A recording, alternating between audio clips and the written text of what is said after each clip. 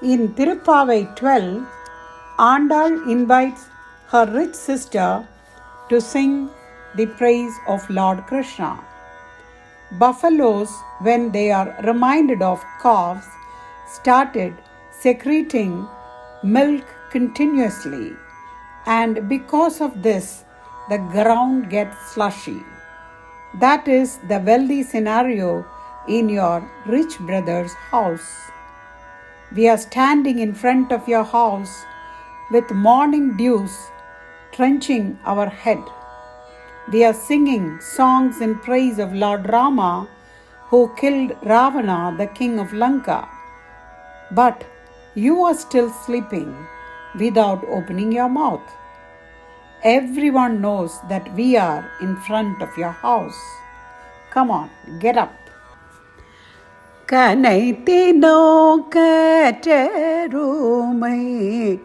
கன்று கிழங்கே நினைத்து முலை வழியே நின்று பால் சோர நனைத்தில்லோ ஷேராக்கோ நற்செல்வள் தங்காய் நனைத்தில்லோ ஷேராக்கோ நற்செல்வள் தங்காய் பனித்தலை வீழனின் வாசல் கடை பற்றி சினத்தினால் தெல்லிலகை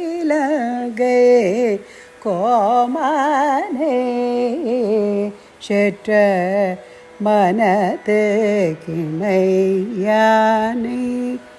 பாடவும் நீவாய் திறவாய் இனிதான் எழுந்திராய் ஏதல்ல பேருரகோ இனிதான் எழுந்திராய் ஏதல்ல பேருரகோ அனைத்தில தாரும் அறிந்தலோ ரம்பாவாயே அனைத்தில தாரும் அறிந்தலோ ரம்பாவாயே. திருப்பாவை பாடல் 12 பனியில் என்று தோழியை எழுப்புகிறாள் ஆண்டாள் பிராட்டி. கனைக்கும் சத்தமிடும் எருமைகள் தங்கள் கன்றுக்காக இறங்கி நினைத்தவுடன் தங்கள் மடியில் சொரியும் பாலை சிந்தியபடியே இல்லத்து வாசல்களை சேராக்குகின்றது.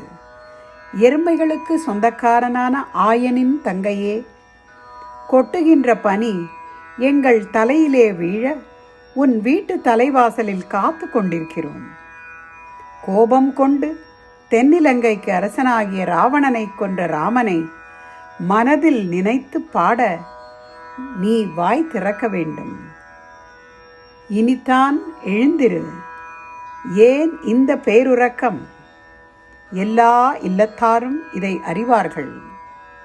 எனவே எழுந்திருந்து எங்களுடன் பாடலை பாடவா என்று தோழியை எழுப்புகிறாள் கேதார கௌளை ராகத்தில் அமைந்த பாடல் 12.